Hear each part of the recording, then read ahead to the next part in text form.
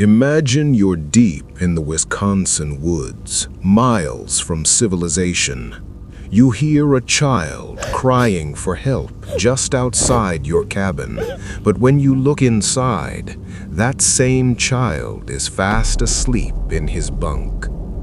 This was the beginning of the nightmare for Jake at Camp Clearwater.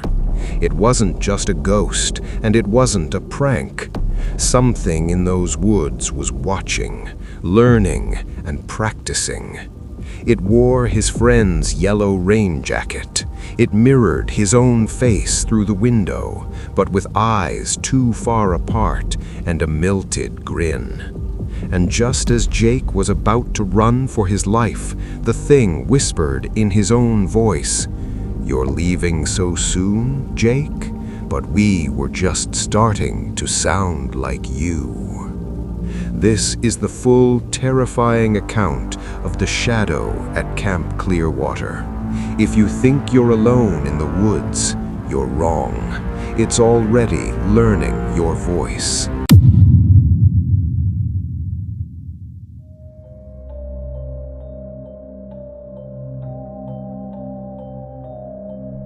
This isn't a story about a ghost, and it's not a campfire legend designed to make kids check under their bunks. It's about what happened to Jake during the summer of 2023. Jake is my cousin, a guy who grew up in the suburbs of Chicago, played varsity football, and was about as normal as they come. He took a job as a senior counselor at Camp Clearwater, a prestigious summer camp tucked deep in the dense forests of northern Wisconsin. The camp was famous for its total wilderness immersion program. No phones, no electricity in the cabins, just the lake, the pines, and the stars. Jake loved it for the first month. He was in charge of a group of 12-year-old boys in Coyote Cabin, the cabin situated furthest from the main lodge, right on the edge of what the locals called the Dark Stand, a patch of old-growth forest that was so thick the sunlight barely hit the forest floor. The first signs, July 12th.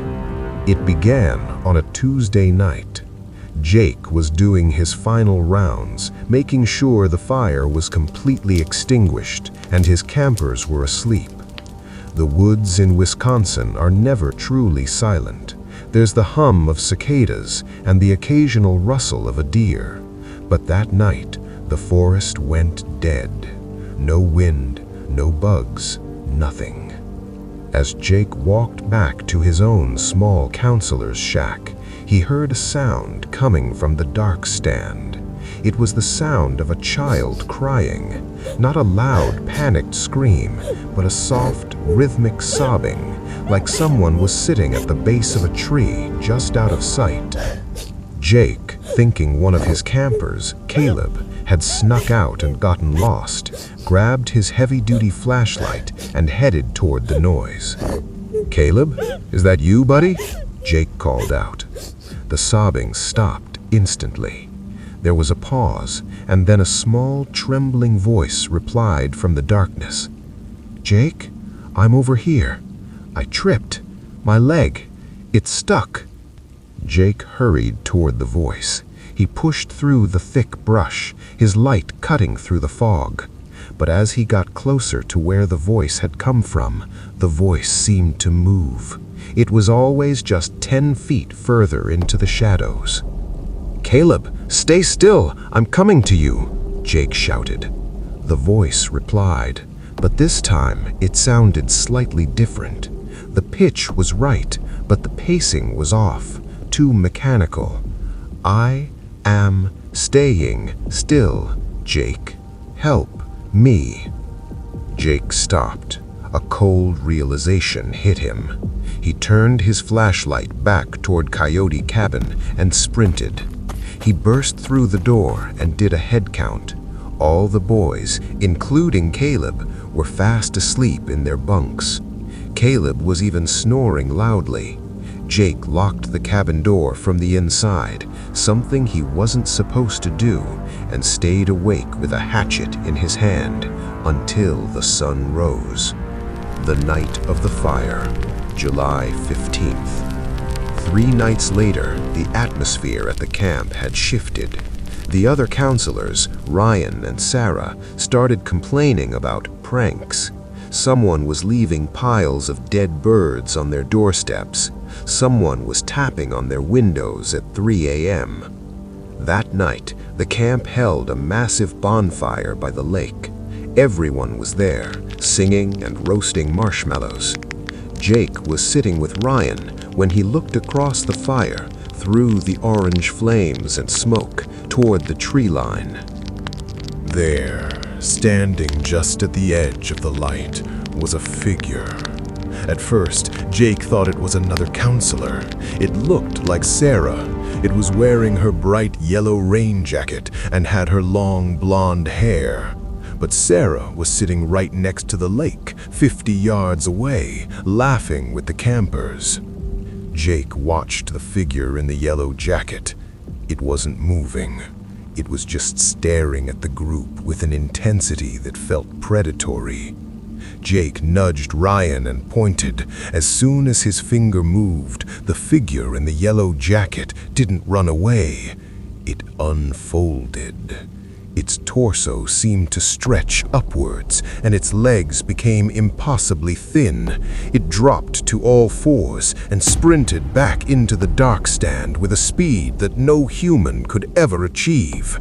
It didn't make a sound as it ran, no leaves crunching, no branches snapping. It was like a shadow moving through shadows.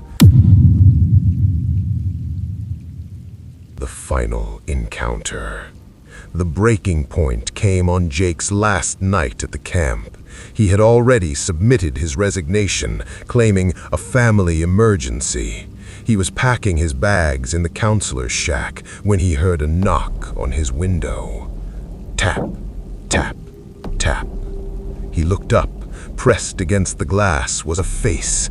It looked like his own face, the same jawline, the same nose, but the proportions were melted. The eyes were too far apart, and the mouth was just a jagged, lipless horizontal slit. The thing outside didn't try to break the glass. It just leaned in close, its breath fogging the window, and spoke in Jake's own voice. "You're leaving so soon, Jake, but we were just starting to sound like you." Then it began to laugh, but the laugh didn't stop. It started as Jake's laugh, then shifted into Ryan's deep chuckle, then Sarah's high-pitched giggle, then the crying of the Caleb voice from the woods, all layered on top of each other in a horrifying, dissonant chorus. Jake didn't look back. He grabbed his keys, ran to his truck, and drove through the camp gates, snapping the wooden security arm in his haste. He didn't stop until he reached a bright 24-hour gas station 3 towns away. He never went back for the rest of his gear. He told the camp director that a bear had been stalking his cabin, but he knows the truth. He knows that something is still up there in the dark stand, wearing a yellow rain jacket and practicing the voices of the people who are brave or foolish enough to visit.